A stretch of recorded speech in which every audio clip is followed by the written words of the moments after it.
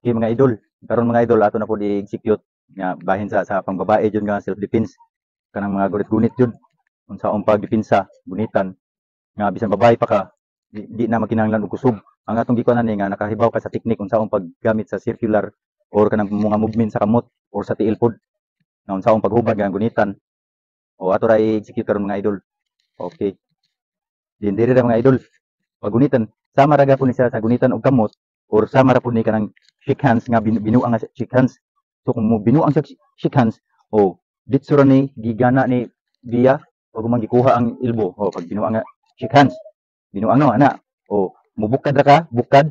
O hindi ako ibukad nimo or pwede po diri o. O diha ra pud ka no. O pwede ra ni.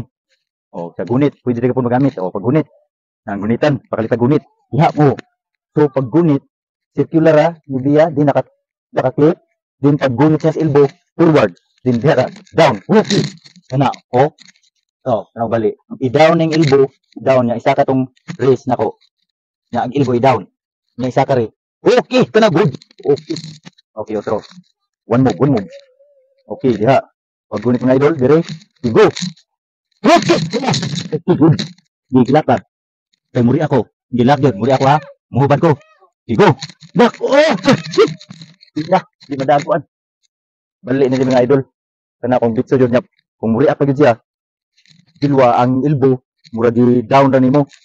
Nya kiring rest sa opponent, mura ipasaka. Nya i-down ra nimo ang elbow. Okay.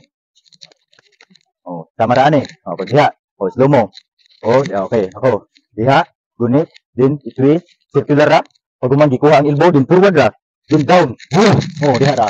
Oh? Oh. Okay, good.